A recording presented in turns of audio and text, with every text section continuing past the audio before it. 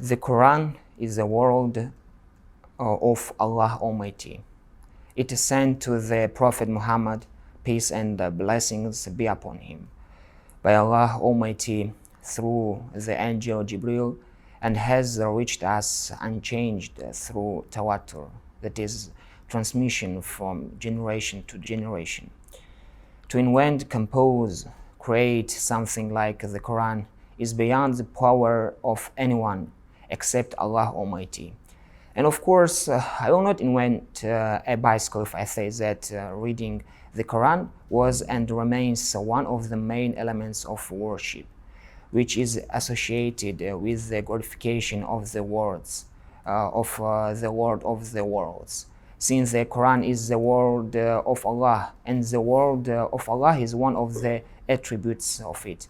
Talking about the virtues of reading the Quran is about the same as talking about the infinity of the universe.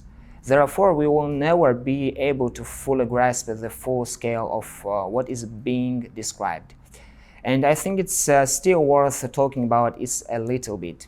In the hadith narrated by Abdullah ibn Umar, may Allah be pleased with them both, it is said that the Prophet, peace and blessings of Allah be upon him, said, one shouldn't be jealous anyone but two.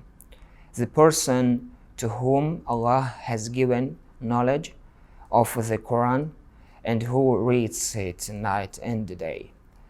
And the second, the person to whom Allah has given wealth and who spend it in the form of sadaqah, night and day. The Quran includes the meaning of all the books sent down by Allah earlier to other messengers, prophets. The Quran doesn't age, no matter how much time has passed. It never loses its novelty, and in every epoch it gives its priceless fruits to each people, corresponding to their interest in life. The Quran mentions the lives of previous prophets and their followers, those who disbelieved the lost king and their subjects. And this is an edification and a lesson for future generation. Based on this, it's quite natural that, like any other form of worship, reading and listening to the Quran is conditioned by certain rules and nuances, which we will talk about today. So, let's go. Invention. The first and the most important thing to know is that the Quran is not just a book containing a list of commands and prohibitions. No, this is the best book with which Allah Almighty completed His lawmaking for humanity. Therefore, when touching the Quran, one should be focused on this level of greatness, reading it solely for the sake of Allah's satisfaction. The second, the state of ablution. An obligatory aspect, even with a simple touch to the Quran, is being in a state of wudu, small ablution. In the 79th verse of Surah Al-Waqi'ah, it said, meaning, only those who are cleansed touch it. It's allowed to recite the surah of the Quran by heart without ablution, but this is undesirable. Using siwak. Siwak, as you know, it's desirable to use almost before any actions related to ibadah, among which the reading of the Quran rightfully occupies one of the first places. The book of the famous Shafi scholar Jalaluddin As-Suyuti, Fathul Kabir, contains the hadith of the Prophet, peace and blessings of Allah be upon him, transmitted from Ali ibn Abu Talib, may Allah be pleased here with him. Truly your months are the ways of the Quran, so purifies it with miswak. The fourth, sit straight facing towards the Kaaba. Sitting while reading with outstretched legs or leaning on something like a king from Eastern cartoon without having a reason related to health problems will be a clear disrespect for the Book of Allah. It's also undesirable to sit with your back to the Qibla. We choose a convenient place, preferably secluded, and trying not to make unnecessary movement, we start reading. The fifth, pronouncing Istighaza and Basmala.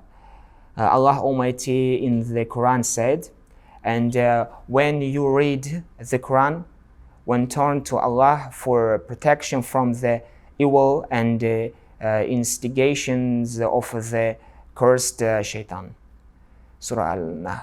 An experienced specialist in the field of Waswas, Iblis, begins this work whenever an idea comes to mind to do something useful. Therefore, when starting to read the Holy Scripture, one should pronounce the well-known formula of Isti'aza together with Basmala. Don't get distracted while reading. This sixth.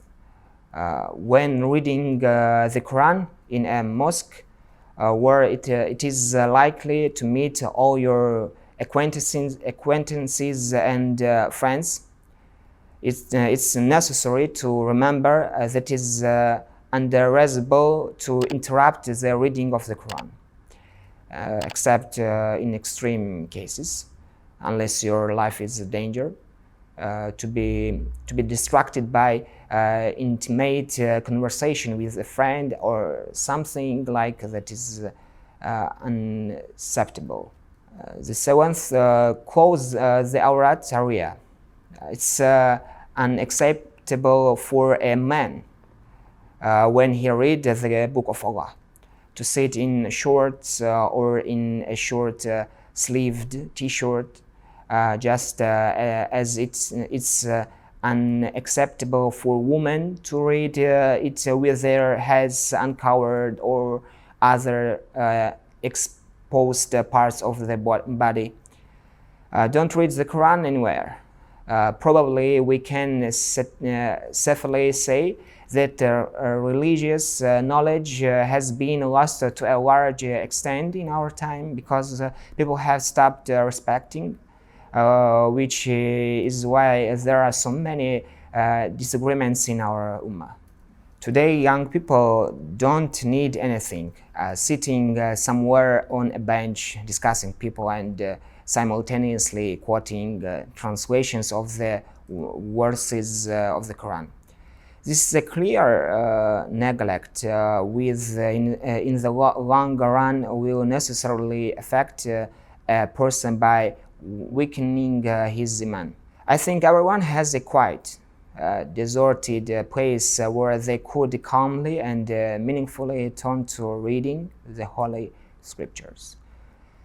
The ninth follows the rules of Tajweed. It's clear that everyone would like to read the Quran, like Mishal Rashid or Abu Bakr al-Shatri, but trying to give our reading a natural melody. You can break firewood and distort the correct pronunciations of words, which can lead to a distortion of the meaning. And this is serious. In view of the above and following the good old truth, you will go on more quietly. We focus on the correct pronunciation and not on the beautiful motive of reading. The 10th, don't put anything on the Quran. You cannot put anything on the Quran, cover the page with your hand or leave it anywhere. And describing nature, the sun, the moon, the stars, the heavens, the earth, rivers, seas, mountains, winds, plants, underground bowels, animals and people. The Quran calls people to reflect on all this. The Quran calls us to follow the truth and reject all bad things. The Quran rejects everything except the truth and true science. Point out the hidden plots of hypocrites and unbelievers, their wild inventions. Reveals the path leading to error. There has never been a more readable, more useful book in the history of mankind than the Quran. There is no limit to the depth of his scientific knowledge, meaning, and miraculous manifestations. The merits and degree of remuneration for teaching the Quran, studying and reading cannot be overestimated. They are too great. And today we are reading art books on self-development, but we don't find time to read the most important book of Muslims. It's not possible to list all the adepts in relation to the Quran in one article, since there are a lot of them.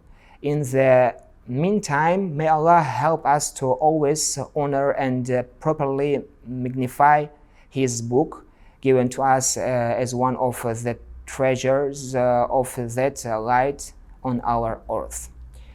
The Prophet of Allah said, if someone reads one word from the Quran, they write one reward to him, and then increase this reward 10 times more.